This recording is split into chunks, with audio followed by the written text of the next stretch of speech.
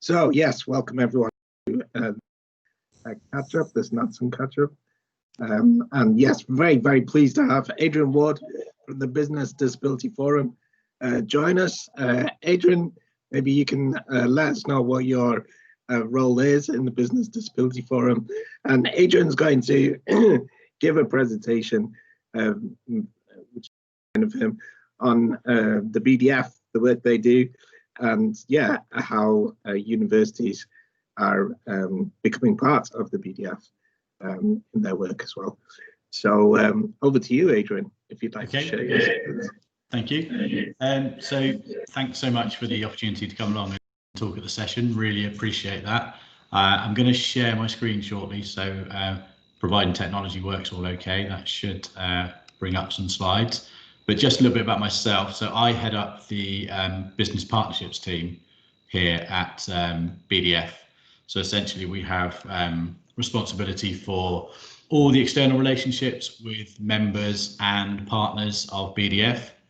And we also deliver our consultancy services, our learning and development services, and also our disability benchmark or disability audit, which I'm going to talk a little bit more about as part of the presentation. Very happy to take questions once we get to the end of the presentation. So yeah, please do ask questions when we get to that stage.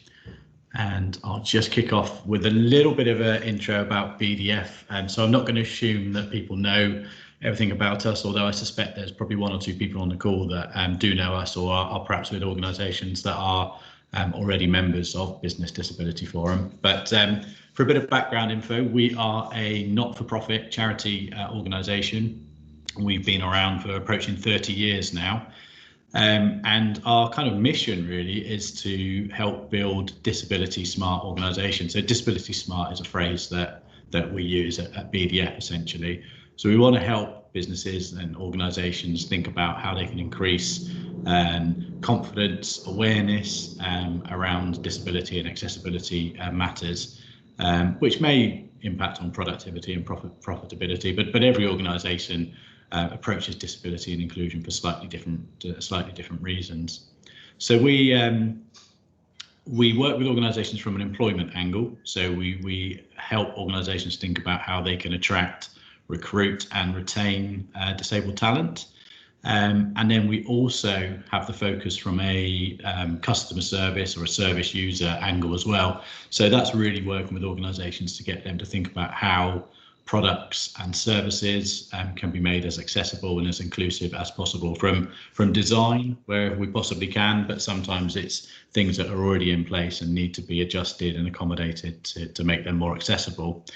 We're also fortunate to be in a position of influence really. So because we have a large membership, 340 organisations plus, we quite often will be involved in government consultations, and we will quite often canvass the views of our members and partners on those consultations. So we're able to feed quite a powerful voice back to the government on certain consultation exercises that take place. We often are also involved in research exercises, and again, we'll canvass our membership to help influence those research pieces of work as well. As I mentioned, we have about 340 organisations that are in our membership currently. We estimate that equates to about 20% of the UK workforce. We also have around 50% of our membership who have a global presence. So that means that they've either got a employment base, so they've got a workforce that are based outside of the UK in different countries, or that they are delivering their services to customers that are not UK based as well. So that's something we've seen increasingly grow over the last 2 or 3 years, to focus on this kind of global approach to disability inclusion, which is really refreshing and really good to see. In terms of our membership, we offer 3 membership levels. We have a partnership, which is the highest level of membership. We have the standard member offering, and we've also recently introduced a small business membership. And part of the reasons for that really is that we're really conscious that the biggest employer in this country is SMEs. So to actually try and influence and make a real difference in the attraction and recruitment and retention of disabled talent, we're really conscious that we need to focus not just on the large corporate organisations or the large organisations that exist, but also those smaller organisations as well. So it's not a change of focus for us, it's actually just a broadening of our focus. So we're looking at all different ranges and different sizes of organisations that we work with. And we kind of pride ourselves in that we try to work with organisations at different levels. So we will try and influence at that senior executive or C-suite level to try and get that buy-in from the top of the office. We will work with diversity and inclusion leads or HR directors to develop strategic approaches to disability and inclusion.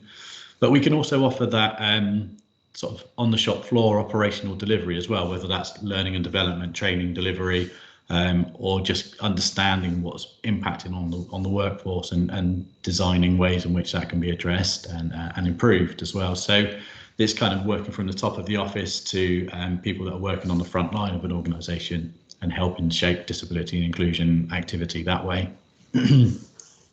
We also do a lot of work to try and bring sectors together. And the higher education one's a classic example of that. So we recently reinstigated our higher education network. So we've had a couple of meetings of that network. So we bring the universities together to look at some of the common issues and challenges facing that sector, whether that's from a staffing perspective or whether that's from a student perspective. Both are very valid and are areas that we focus on as part of the higher education network that we've got in place.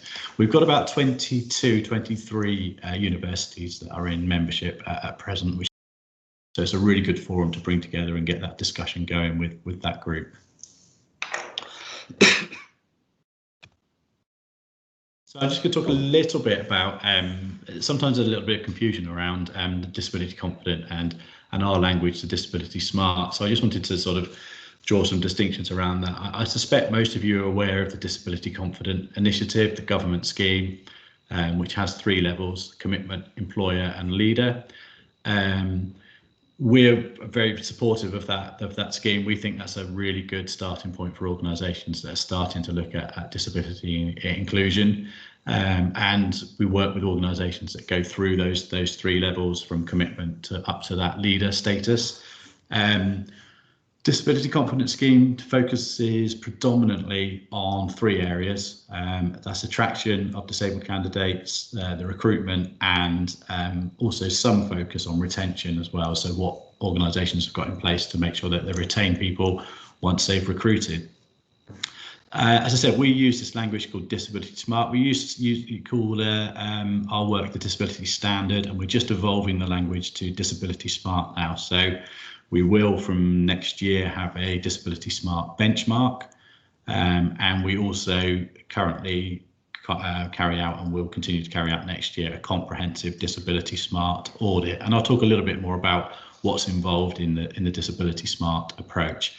But essentially, it is a whole organisational approach. And as I've said there, that both the Disability Confident and our Disability Smart approach complement and supplement each other, and both have merits to their approaches. We really encourage organisations to work through the stages, and I think there's a natural order of process through the stages as well, from Disability Confident Level 1, which is the commitment that an organisation makes, through to the employer status and the leader status. And once an organisation's got to that stage, we encourage them to start thinking about our Disability Smart approach, starting first perhaps with a self-assessment and then moving to the full audit, which is quite a lengthy, comprehensive, can be quite a resource-intensive process for an organisation. But it really does test and sense check where you are performing well, but also where the gaps and weaknesses are around disability inclusion within your organisation. We have also, going back to my previous slide where I touched on the fact we've got nearly 50% of our membership are global organisations. We've developed a global framework as well, but that's less of a benchmark and more of what I would call a maturity model for global organisations to help them start to put in disability inclusive initiatives across multiple sites, so not just focusing on one site within the UK or one location. So this is our disability standard, as it's historically been called, and to say we're moving to the language of disability smart moving forward. So it has 10 components to it, and that's what I touched on previously, this whole organisational approach. That's really where this comes into play. So we talk about the commitment that an organisation makes. So from the top of the office, the public commitment that's made around disability. What is it you're communicating and articulating to your workforce, for example? We then use this phrase called know-how. That essentially is about how you build awareness, confidence and capability around disability within your organisation. So we test and we explore what organisations currently do to build that knowledge and expertise around disability. I believe workplace adjustments is one of the most important areas to get right, and we do have a whole section within the standard that looks at adjustments. So this is about an organisation's ability to consider and implement and review adjustments, having a clear process in place and making sure that key people involved in the process know what their roles and responsibilities are. Obviously, recruitment is a crucial factor, so we have a whole section looking at inclusive recruitment within the standard, and there's no point in getting inclusive recruitment right if you don't have really good retention policies and processes in place. So we have a whole section again that looks at the retention piece. So that's things like, you know, attendance management processes and well-being initiatives, etc. Okay, we also then look at products and services. So for some organisations, that will be looking at how they deliver products to customers. So it could be a supermarket and how they deliver a product to their customers. But it's also looking at service provision as well. So for example, this is where for a university, this would be less about your product and more about actually how you deliver services to students and how they access those services. Are they fully accessible, etc. We also firmly believe that the supply chain of an organisation and the partners that you work with are absolutely critical. So we test this as part of the standard. We want to make sure that organisations that are awarding contracts and having third-party suppliers working with them, that those third-party suppliers are actually adhering to your principles around disability inclusion as well. So it's not just what you're doing, it's actually those partners and suppliers that you're working with as well. We look at communication, so that's both internal communication and external communication where it's appropriate. We look at premises and the built environment. And then the final section that we look at is your information technology infrastructure. So what have you got in place in terms of your IT infrastructure? Are you able to make adjustments to that? Is assistive technology compatible with legacy systems, etc., etc.? We really explore how you go about that whole IT picture within your organisation. Now, within each of those 10 components that I've touched on the previous slide, we explore 5 areas within each of those. So each section, so if you took the recruitment section, for example, there'll be about 13 or 14 questions within that. And we break those question sets into 5 different areas. So we look at lead and commitment around that section. We look at what policies and procedures you have in place. We look at the practical delivery of that work, how you review it, and what are the benefits and advantage of the work that you've done in that area. So quite a comprehensive question set. So each of those sections will have at least 10, but in some cases 15, 16 questions within that.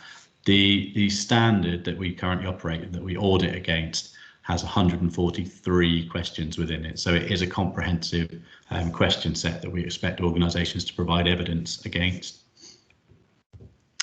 I just wanted to put out 3 or 4 sections to give you an indication of the sorts of things we're looking for when we're carrying out an audit around the Disability Smart approach. So just some bullet points I'll pull out there. So we're looking for things like the ability to evidence clear and effective policies and processes for adjustments and how you implement them. We want organisations to demonstrate that they're considering both physical and non-physical adjustments. We're looking for evidence of mechanisms to record adjustments. So quite often you'll hear of disability passports or tailored adjustment plans. Where organisations quite often fail when they're doing standard is they don't have good data capturing. They're not able to demonstrate that they've captured and used management information to improve performance. And we're always looking for innovation as well. So we want to see where organisations are not just doing the basics, but they're innovating and trying to go further. Likewise with recruitment, so some of the things that we'll be looking for there, again, is that evidence of being able to make adjustments for candidates at every stage of the selection process, and making sure that those different adjustment requirements are considered. We're looking for attraction strategies that are diversity wide, but are actually specifically looking at disability inclusion and getting more disabled candidates into the organisation. We want to make sure that recruitment teams or people that are involved in the recruitment process are disability aware, so that there's good levels of awareness of how to make adjustments. So therefore, we're looking to make sure that there's good guidance and training in place for people in those roles. Onboarding is a massive area where I see it go wrong a lot in organisations. So we see organisations get the recruitment process right and making adjustments well in that process. And then there's a real disconnect from the offer of appointment until that individual starts in the role. And quite often we'll hear stories of individuals turning up on day one and not getting the adjustments that they require. And that's not a great start for any individual starting a new role. And then again, we're looking for really good use of and capturing of management information and really good usage of that to help drive change and improvement. Likewise with retention, just some of the areas we'd be looking at, certainly sick absences and evidence that an organisation handles disability related sick absence different to non-disability related absence as well. So having clear policies around that, things like return to work interviews, clear evidence of actually having guidance and policies in place when an individual might acquire a disability once they're in employment. So how do you support that individual and make adjustments for that individual? We want to look at performance management to make sure that that's actually being done fairly and effectively for disabled employees. You'll see a recurring theme here around management information. That definitely is an area that we're testing every section of the standard. And we also want to see things like, do you have a disability champion in place? Is there a disability staff network in place? Is there a wellbeing strategy, and is that being implemented, etc.? And then one final section I wanted to touch on was around suppliers and partners one. I would say this is the toughest section of the standard. It's the one where organisations score the lowest. So it's always good to flag that this is an area that we really probe as part of the standard approach. So we're looking to make sure that there's evidence that where new contracts are being awarded, that you're testing for disability and accessibility awareness and credibility within that organisation. We are looking for providers to demonstrate disability competence. They should be able to show that in the tendering process. We want to make sure that organisations that you're working with are aware of legal obligations and are complying with those. And there's, in other areas, we look for organisations that actually are changing the weighting of tender exercises and disability performance are given greater weighting. We've had some great examples of organisations doing that in recent times, which is really good to see. Okay.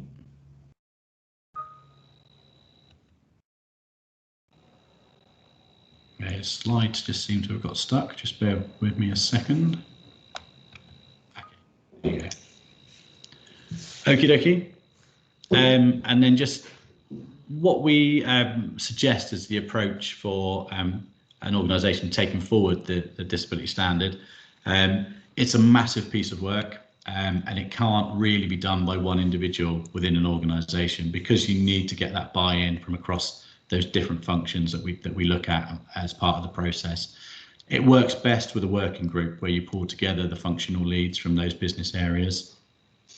I worked in the Home Office previously, and I did the self-assessment and was looking at doing the full assessment, and I could not have done that just on my own. I needed people from across the business to be part of that, of a working group to do that.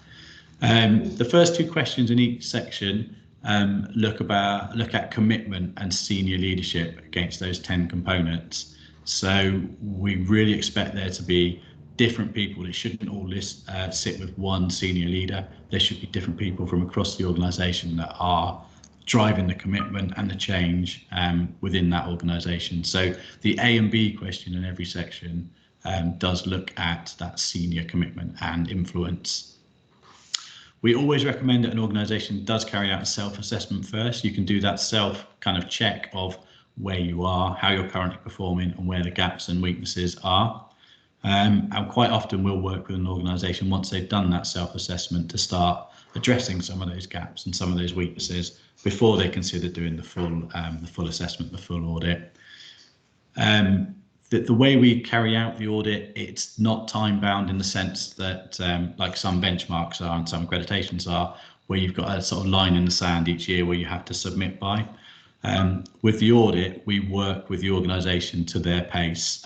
So we'll set the timescale working with them realistically in terms of when they feel they're in a position to submit evidence for the audit. It's not a process where we're setting people up to fail. It's not a test in that respect. We will always work with an organisation to help them understand the sort of evidence that we're looking for and make sure that they're in the best position to really present that evidence to us. So it's never a case of we're trying to trip people up or set them up. We really want them to be able to engage and provide the evidence that's going to best support their approach to this. And again, where we've seen it work best is once you've got that working group established, that throughout the process, whether that's the self-assessment or gathering evidence for the final the final audit, that working group is all pulled together and working collaboratively in that evidence gathering exercise. And then when we do the debrief, once we've done the audit process, we would do that to the full working group, so they know the particular areas of their business that they need to focus on moving forward. And then that's really just left space for any questions you might have, either about what I've spoken about in terms of the disability confident, disability smart approach, but also anything more widely that you might have an interest in to explore today. Wonderful, thank you so much, Adrian. Oh, sorry for that feedback.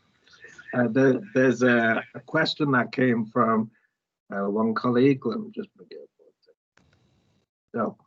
So, Mary Ellen Paul, maybe Mary wants to come on.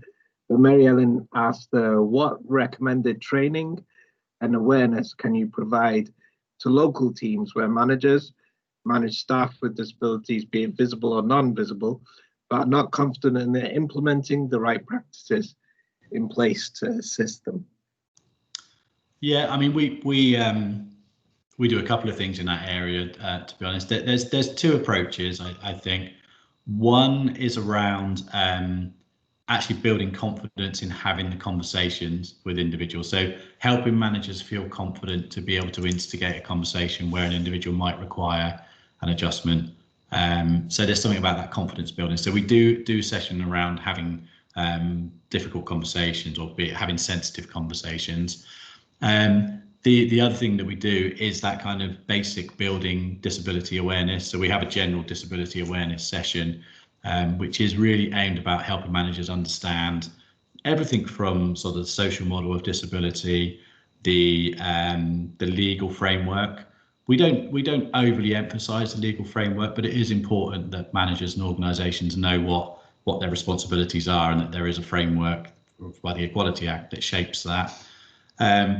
We think that actually managers really understanding making adjustments and the adjustment requirements and what their role is in that process is really important as well. So we'll quite often cover that in a disability, sort of a basic disability awareness session.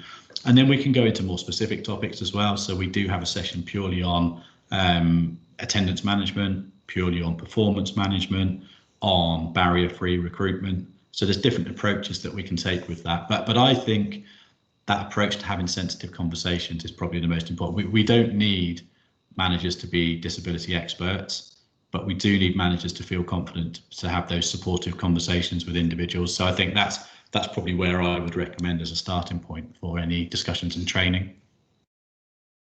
Wonderful. Rebecca has asked, could you say more about the distinctions between disability confident and disability smart? Yeah, definitely. So the big distinction I would say is that disability confident purely focuses on attraction, recruitment and retention. That's the main ethos of the disability confidence scheme. Whereas the disability smart approach, which is a sort of a BDF initiative, is that whole organisational approach. So whilst we do look at attraction, recruitment and retention, we do look at those other areas like the built environment, your IT infrastructure, products and services, etc. Again, another differential is that the disability confidence scheme obviously is a government scheme. It has those three-leveled approach to it: commitment, employer and leader.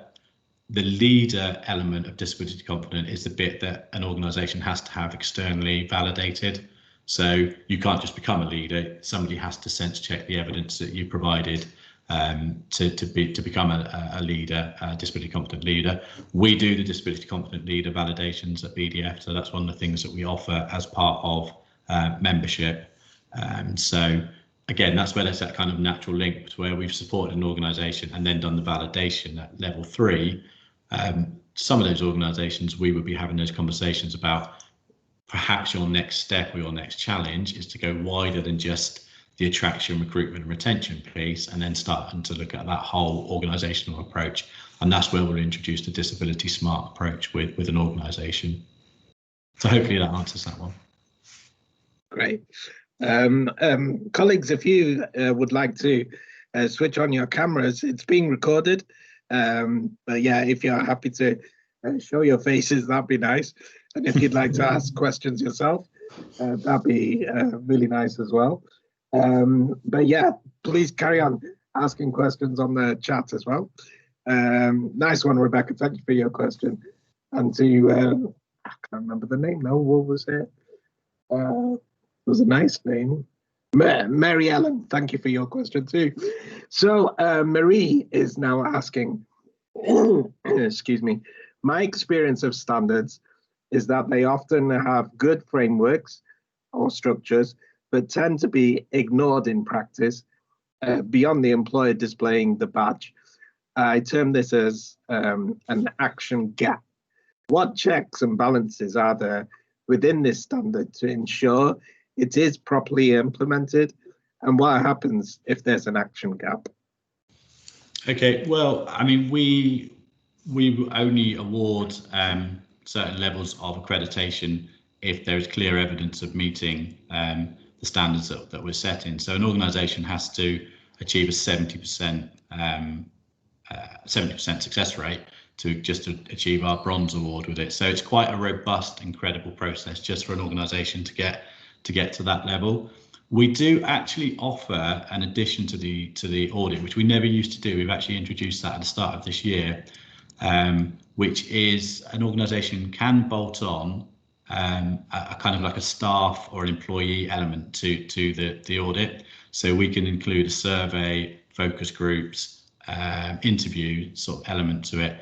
That's the bit where we can really, we can really check whether what's being presented as evidence in the process is what the experience of employees on the shop floor, so to speak, are actually receiving. So that's not something we'd offered historically. The audit was just very much looking at the evidence that was provided, but really based on some feedback we received to make it an even more robust and credible process. We now offer that as an additional option that an organisation could go. So if they're feeling really brave and they really do want to test the reality of what it looks like and feels like in that organisation, that's something that we offer now. Great. Thank you.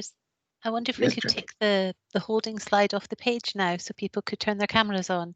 Yeah. Would that be all right? If you've finished presentation, if that's okay, yeah? I can probably do that. There you go. Hey, great. Okay, so. There we go. Now it's Hi, nice everyone. faces now. Hi. Excellent.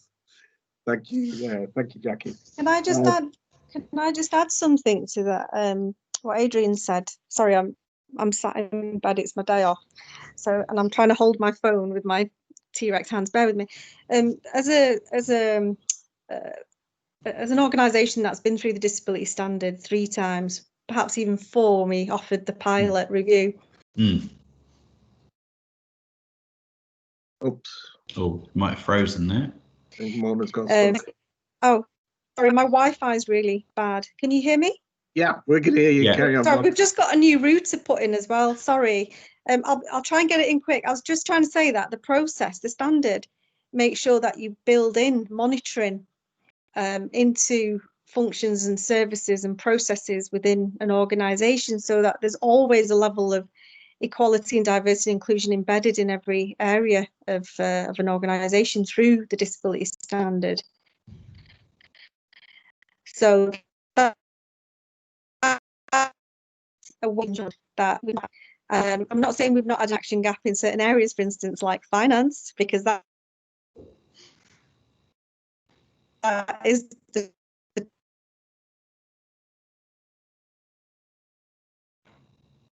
toughest area. Like, Come on, Mona, you can do it. Sorry, any better?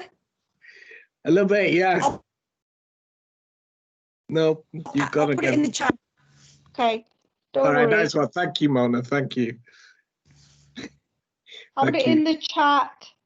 Cheers, Mona. Rebecca, did you have a point that you'd like to make? Yes, please. Yes. Thanks very much for your answer to my previous question. Now, if I understand correctly, your organization has a much wider remit than just universities and indeed than public sector organizations. But I think we'd agree that universities are very distinct types of bodies. To what extent does your organization have any specialized knowledge about universities or indeed about public sector organizations more generally? Thank you. Yeah, so only in the sense that we have people here that have either worked at universities or in the public sector previously. So that kind of lived experience of working in organizations from that aspect, and that sort of cuts across. We have a real mix, and I wouldn't say it's a deliberate effort by us as an organisation, but it's just how naturally it occurs. We have got a real mix of personnel that have worked in, your big corporates, in the third sector, in the public sector, within education as well. So I think that there's something about us that actually it's important for us to understand the sectors that we're working in. So we do have people that have withdrawn people from those sectors previously. So I don't know if that answers that completely, Rebecca, but it's kind of more that kind of experience that we have had people that have worked in, for example, the university setting, and have worked in terms of making adjustments for students, for example. Yes, that's fine. Thank you. Thank you very much, Rebecca. Martin, you've got your hand raised. Yeah, thanks very much. Sorry, I came in late. I had another meeting. Sorry, I missed the start of your talk. But I just wondered, do you have any tips for creating really challenging, hard-hitting objectives? For and the EDI committee of the university. So I chair a Disability Equality Action Group, and we've been asked to come up with objectives for the next year, and I am absolutely useless at generating objectives. Mine are always a bit too specific, because I guess that's part of the action group, but the objectives, they really ask for a more strategic. But as an expert, as a guru in the field, what can we put up there? Any ideas? I'd really appreciate that. Yeah, I suppose it depends on the real levels that you're of ambition of where you're going to with this. Really, I suppose there are definitely things around attraction strategies and having clear objectives around what you want to get in terms of people from either whether that's from an employment or a student profile of where you want to get to with an organisation. So what does that currently look like? Where would you like to get to, and set some stretching goals around that.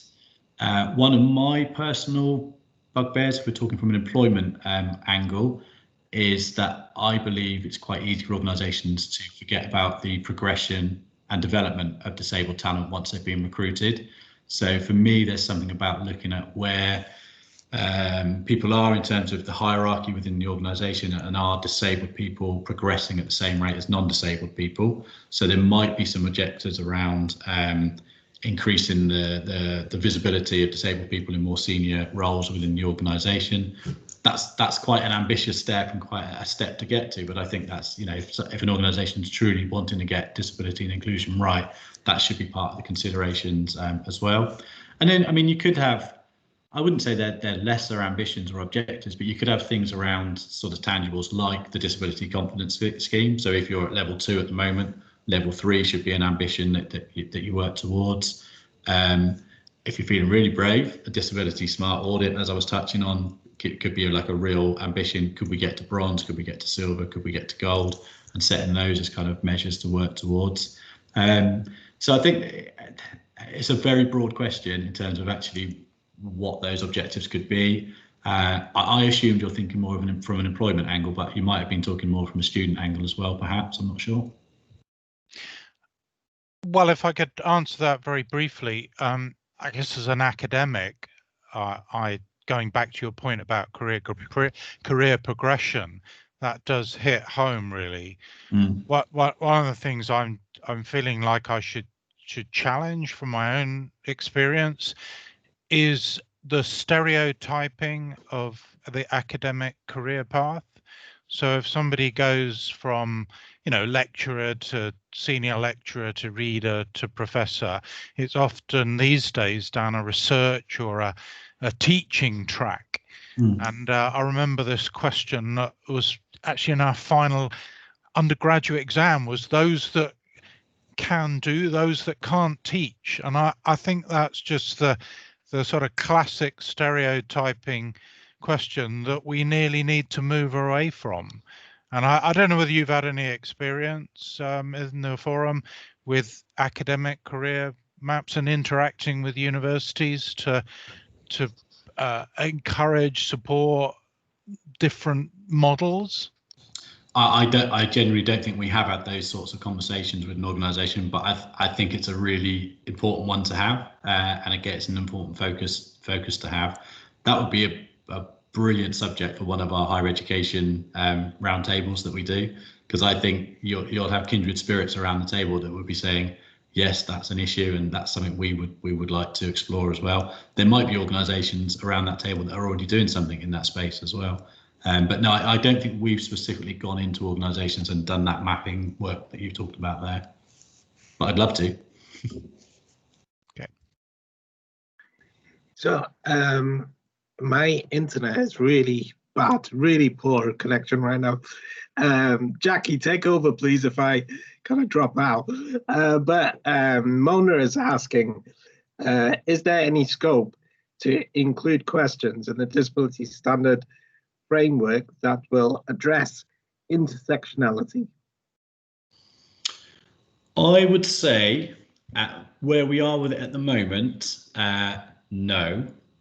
But I do think intersectionality is an area that there needs to be an increasing focus, because there is a lot of natural crossover that happens across the diversity and inclusion world. At the moment, where we are with the standard, and we are doing a bit of a relaunch and a rebrand of it next year, is that we are really keen that organisations have that clear and defined focus on the disability agenda, and that's what we want the standard to do. So we don't have questions in there at the moment, and I don't think we will in the new version that comes out in January that specifically touches on intersectionality. It's not to say that for future iterations that couldn't be considered, but that's just not where we are with that at the moment. But it is something wider outside of the disability standard. We are very much conscious in a lot of our work that we're doing that we need to just look at that crossover with other protected characteristics. So that it's an important focus for us, but it's just not something we've weaved into the disability standard at this point. I think Rebecca has another question. Sorry, another question. I just wonder if that's what the questioner was getting at. Of course, she could speak for herself, but I thought it had more to do with there's so much overlap in the type of information that's required for each of these schemes. And we're, to some extent, because I'm also involved with Athena Swan, repeating ourselves as institutions each time. I think, if you don't mind my saying so, I think that may be what Bono was getting at. Yeah, I mean, we would never, if there was a piece of evidence that's relevant to Athena Swan submission, for example, and you can use that for a disability standard piece of evidence, then that's credible and useful, and we wouldn't not include it as part of that. But for me, it would take quite a lot to sort of, it's almost like there needs to be something that joins up all the different benchmarks and standards and accreditations that's there, so that you have sort of a one size fits all approach to that. But that would take a lot of work, I would say, given all the various organisations that are involved in the different accreditations and benchmarks. That would take a lot of work to pull that together. I mean, there are some organisations that do a more general equality approach. So I know EY used to have the, I want to call it NES, National Equality Standard. I'm not sure if it's still called that. It's something that we did back in the Home Office as a pilot when it was first launched.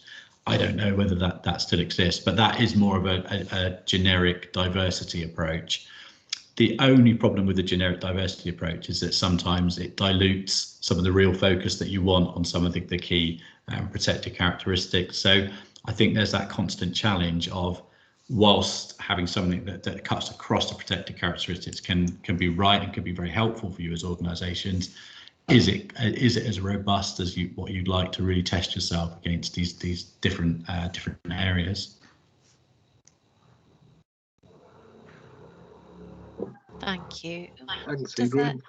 Yeah, thank you. Does anybody else want to come in with any other questions for Adrian? Yes, Martin, you want to come back in? Sorry, me again.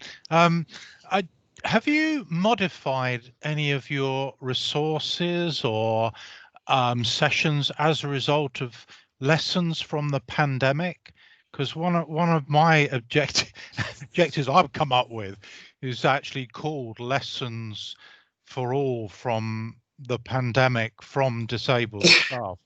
Yeah, we have. I mean, we produced the whole COVID-19 toolkit, which actually is available to anyone. That's not just a member benefit, so it's available on our website, and that has got a lot of learnings and just things that have needed to be changed and adapted as a result of the pandemic implications. But equally, yes, resources that we're producing now are reflecting it as well. So we've had webinars whilst we've been in lockdown, talking very much about remote working, about obtaining adjustments in your home as well as what you would have had in your workplace previously. We're very conscious that the impact on mental health and well-being is already huge and no doubt will continue to be massive as we go through the winter months. And so we're reflecting that in our work as well.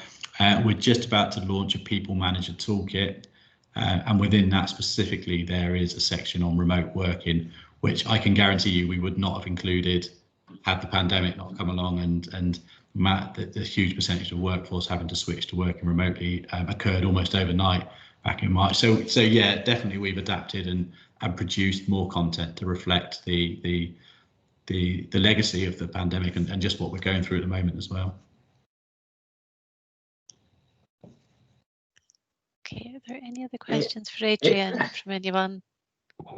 Camille, did you have something? Yeah, if my internet will let me say something. Adrian, would you in the BDF, I mean, do you work with other organisations who may not be members of yours but are interested in collaborating on certain projects? You guys do things like that? We have done, yeah. In fact, I was on a call this morning with an organisation which is responsible for a group of finance organisations. So they're like a membership body for a group of finance organisations, and they're not a member themselves, but they've actually asked us for a proposal to do a piece of work with them about working with those group of organisations to get them through the disability confidence scheme from level 1 to level 2 onto level 3. So yeah, we are open for discussions about pieces of work, projects from non-member organisations. Equally, non-members can access a lot of the services that I've mentioned today. So you don't need to be a member to access our learning and development. You don't need to be a member to access our consultancy services.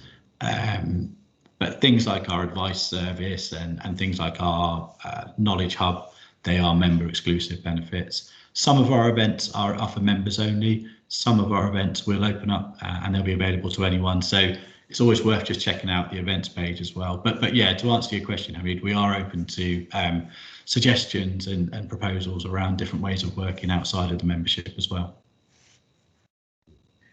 And in terms of disability equality within the higher education sector, so you're starting to work with, I think, more and more universities, is that right? Yeah, so we got, as said, 22, 23 universities in membership at the moment, which is probably as high as it's been, certainly since I've been at BDF for the last 4 years. And we created the Higher Education Network as a forum where we bring those institutions together to discuss disability-specific issues. And we have a member recruitment team, actually, and that team will focus on specific sectors. And I know the higher education is one of those sectors that team is focusing on at the moment. So there is a power in the voice. So the more people, the more organisations we have from one sector, the more that we can do with that sector. So one of the reasons we pulled together the Higher Education Network was because we had so many universities in membership. We've done the same with construction, because so many construction organisations joined us in the last 18 months. We've now got a construction network that meets regularly as well. So we're very much member-led for things like that, in terms of if the volume is there and we can justify the resource to, for example, to do the Higher Education Network, then we will do so. Great, thank you, Adrian. Any other questions from anyone? So I've got a little bit of time. No. Okay. I think a few people have had a few problems with internet, but I think we've covered all the questions that have been put down in the meeting chat. Yeah, great. Okay, so thank Fantastic. you, Adrian. Thanks very much. Yes, thank you. Greatly Thank you very much, appreciated your time today. This has all been recorded, so we will share with everybody who couldn't make it today. But yes, very grateful for your time, Adrian, and for talking to us this afternoon. Sorry for the internet being rubbish here and there, but that's another problem we need to contend with. But yes, thank you so much. Yeah, we hopefully will be in contact again, Adrian, and possibly work closer with you from NADSN's perspective. Yeah, be more than welcome to. If there's a particular subject you ever want to cover and just want someone to come and speak on that subject, yeah, please do give us a shout. We'll be more than happy to. Fantastic. Thank you. All right, everyone, have a great weekend. Take care of yourselves. Cheers, man. Take care. Bye-bye. Bye. Bye-bye. Bye. Bye. Bye. Thank you very much.